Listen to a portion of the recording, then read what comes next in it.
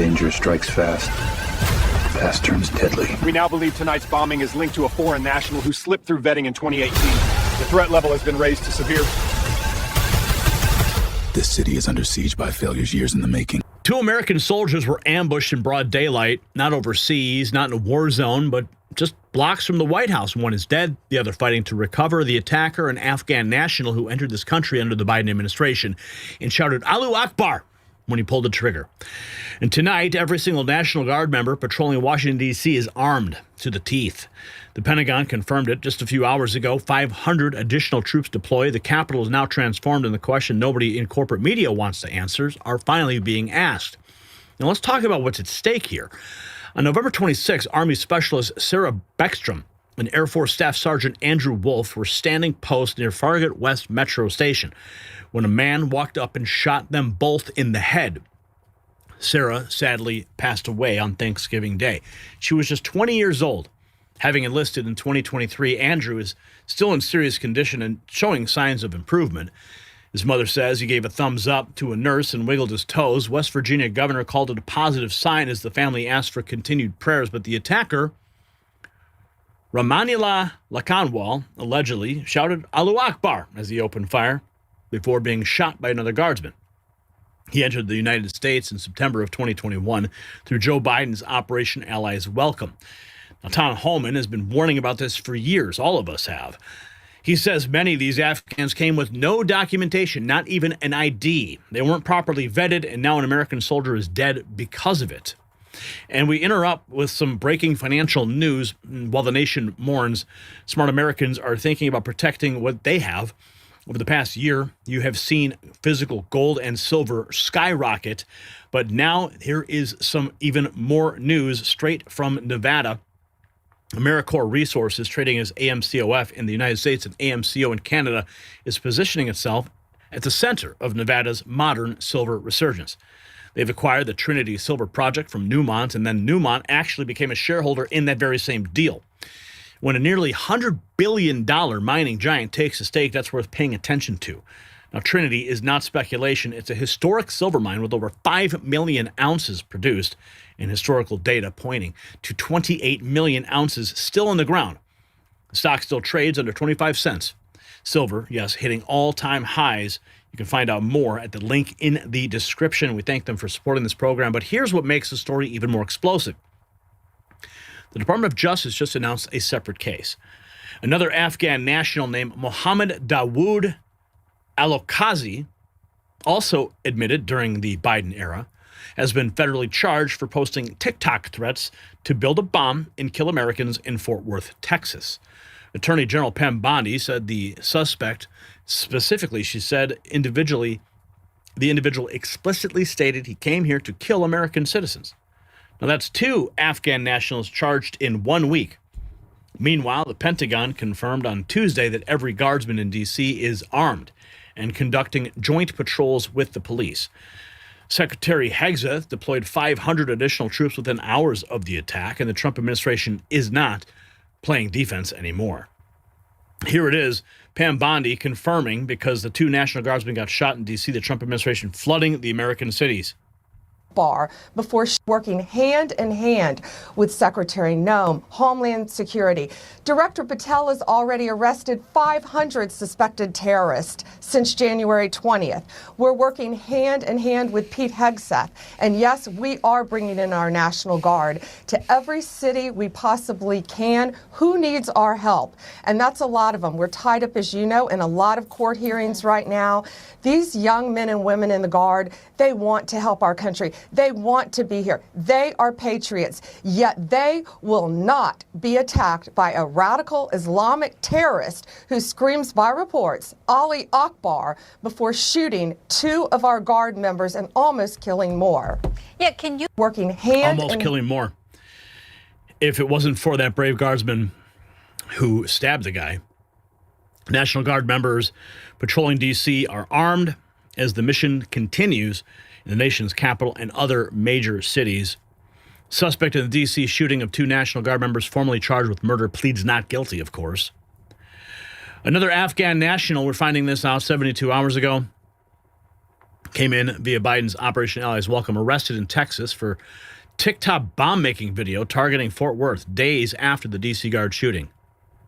Of the four. Well, this just in, we have a Fox News alert from Brooke Taylor. You won't believe this. DHS is confirming that an Afghan national was arrested Tuesday after posting a video of himself on TikTok indicating he was building a bomb with an intended target of the Fort Worth area. Mohammed Dawood Al-Okazai is charged at the state level with making a terroristic threat. According to DHS, listen to this. He came to the United States as part of Operation Allies Welcome. So here you have it. This happened Tuesday. Texas Department of Public Safety. This is a second Afghan national, second one this week. Operation Allies Welcome. He had a terror plot. We know it comes the same week that deranged individual, that alleged assassin, took out two of our heroic National Guard, came here on the same program, Operation Allies Welcome, a program that we were assured time and time again by Mayorkas, by Jen Psaki, by Joe Biden himself was safe and secure. But here we have just a like our second borders, data right? point. Man, those policies, the blood is now spilling. Here's more.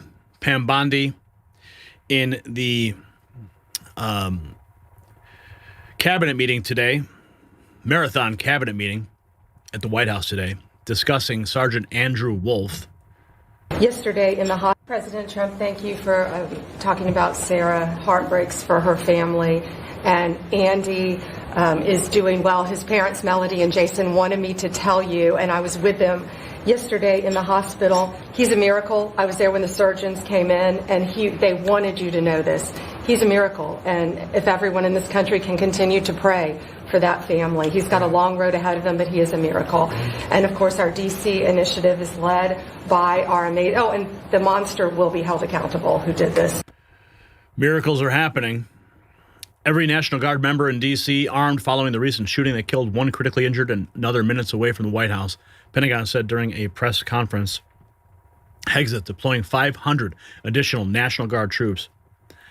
Serving in 0 units meant the most extensive checks of any foreigner's entry to the U.S., including job verification, approval by U.S. Embassy in Afghanistan, 8 different database checks, biometric registration, multiple extensive in-person interviews. And that's from USA Today. President Trump at the cabinet meeting.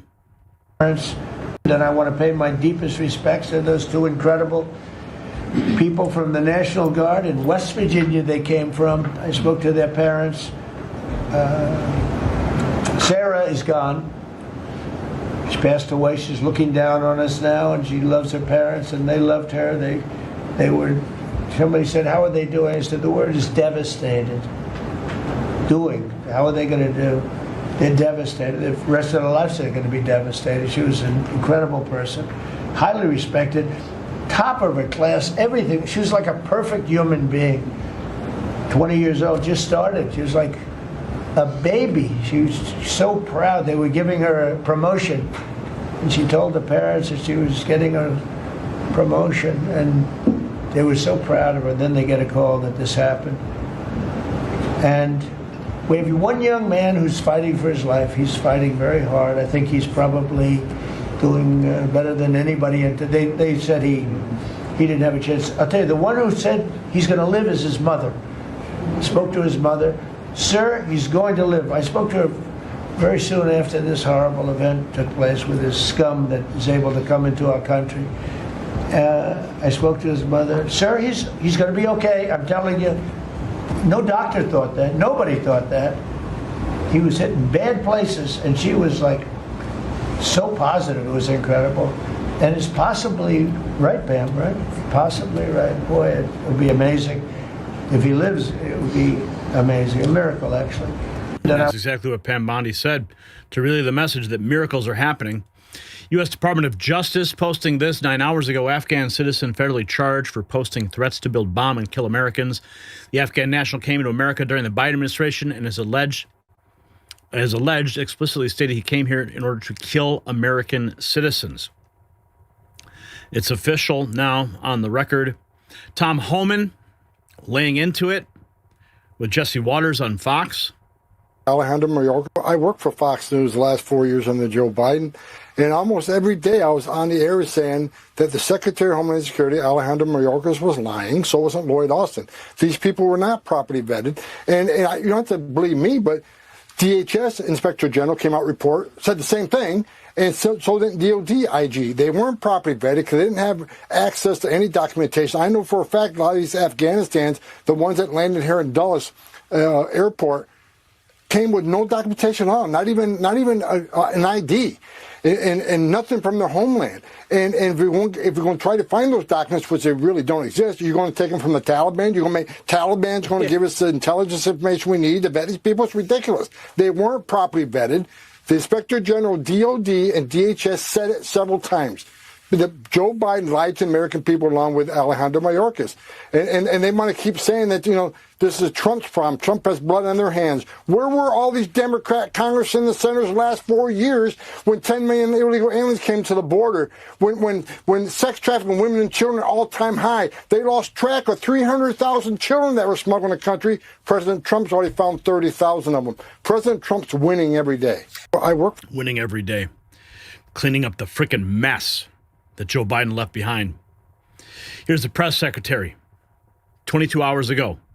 That they are, I think it speaks to how depraved the Democrat Party has become, that they are more angry at President Trump for deploying the National Guard to make D.C. the safest city in the world than they are at the foreign national terrorist from Afghanistan who ambushed two innocent patriotic National Guardsmen in Washington, D.C. It's just despicable. And your audience, the American public, cannot forgive nor can we forget what the Biden administration and Secretary Mayorkas and everybody involved did to our country for 4 long years. They allowed tens of millions of illegal aliens from all over this world to invade our country's borders and to infiltrate American communities. Many of these individuals were paroled into the country, many of them known terrorists. We know, as Kevin Corke just reported, just a day before this shooting in Washington, D.C., there was another Afghan national who was caught making bomb threats in Texas.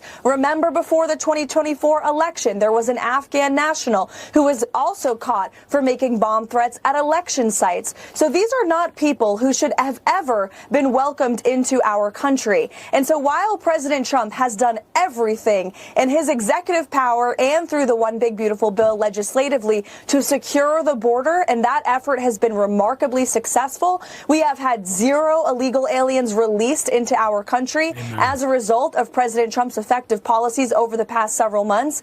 But we must not forget, and we cannot turn a blind eye to the fact that there are still threats in the interior of our country who were allowed in and released in by the Biden administration. And so that's why when the mainstream legacy media and those without a spine in our country say that President Trump's mass deportations have not gone far enough, President Trump says no, they haven't gone far enough, because we must deport every illegal alien who Joe Biden allowed into this country. And I think. So here's what the White House press secretary said, and it cuts right to the heart of this. It shows how depraved the Democrat Party has become. They're more angry at President Trump for deploying the National Guard than they are at the foreign national terrorists from Afghanistan who ambushed 2 patriotic guardsmen. That's not spin. That is observable reality. The entire nation, well, probably half, is praying for Andrew Wolfe. His family says he's fighting hard. The military is mobilizing, and the Biden-era failures are being dragged into the light. This story matters because Americans are dying on American soil at the hands of people who should have never been here to begin with. Sarah Beckstrom enlisted to serve her country. She deployed to D.C. to protect her fellow citizens, and she was murdered 2 blocks from the White House by a man our government invited in without proper vetting. That's not immigration policy. That is negligent homicide by bureaucracy. President Trump responded the way a commander-in-chief should, with overwhelming force and 0 apologies. 500 additional troops, every guardsman armed, joint patrols with police. Secretary Noem now recommending travel bans in up to 30 countries, and the contrast with the previous administration could not be clearer. So here's my question for you. We can talk about it in the comments. Should every Afghan admitted under Biden's parole program be revetted immediately, or should they just be deported? Let's talk about it in the comments, and you can support independent journalism by visiting the Next News merch shop. You'll find the link in the description.